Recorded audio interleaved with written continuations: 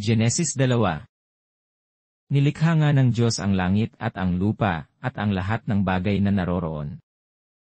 Tinapos niyang likhain ang lahat ng ito sa loob ng 6 na araw, at siya'y nagpahinga sa 7 araw. Pinagpala niya ang 7 araw at itinuring itong banal, sapagkat sa araw na ito siya nagpahinga matapos likhain ang lahat. Ganito ang pagkalikha sa langit at sa lupa. Ang halamanan ng Eden. Nang likhain ng Panginoong Yahweh ang lupa at lahat ng bagay sa langit. Wala pang anumang halaman o pananim sa lupa, sapagkat hindi pa nagpapaulan noon ang Panginoong Yahweh, at wala pa ring nagsasaka. Ngunit mayroon ng bukal ng tubig na dumidilig sa kapatagan sa lupa.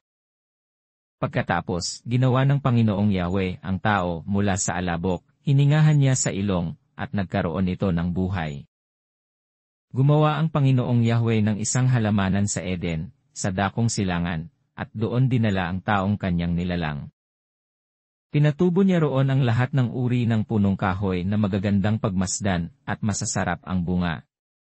Sa gitna ng halamanan ay naroon ang punong kahoy na nagbibigay buhay, at gayon din ang punong kahoy na nagbibigay kaalaman tungkol sa mabuti at masama.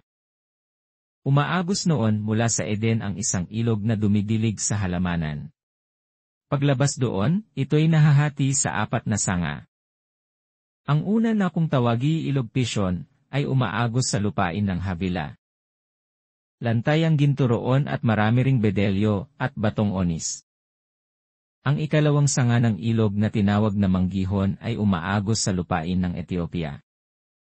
Ilog Tigris naman ang tawag sa 3 sanga, at umaagos naman ito sa silangan ng Assyria. Ang ika-4 na sanga ng ilog ay ang Euphrates. Inilagay ng Panginoong Yahweh ang tao sa halamanan ng Eden, upang ito'y pagyamanin at pangalagaan. Sinabi niya sa tao, makakain mo ang alinmang bungang kahoy sa halamanan. Maliban sa bunga ng punong kahoy na nagbibigay ng kaalaman tungkol sa mabuti at masama. Huwag mong kakainin ang bungang iyon, sapagkat sa araw na kainin mo iyon ay mamamatay ka. Matapos gawin ang lahat ng ito, sinabi ng Panginoong Yahweh, hindi mabuti na mag-isa ang tao, bibigyan ko siya ng isang angkop na makakasama at makakatulong. Kaya, mula sa lupa ay lumikha ang Panginoong Yahweh ng mga hayop sa parang at mga ibon sa himpapawid. Dinala niya ang mga ito sa tao upang ipaubaya rito ang pagbibigay ng pangalan sa mga iyon. Kung ano ang kanyang itinawag, iyon ang naging pangalan ng mga ito. Ang tao nga ang nagbigay ng pangalan sa lahat ng ibon sa himpapawid at hayop sa parang. Ngunit wala isa man sa mga ito ang nababagay na makasama at makatulong niya. Kaya't pinatulog ng Panginoong Yahweh ang tao. Samantalang nahihimbing, kinuha niya ang isang tadyang nito, at pinaghilom ang laman sa tapat niyon. Ang tadyang na iyo'y ginawa niyang isang babae, at dinala niya ito sa lalaki.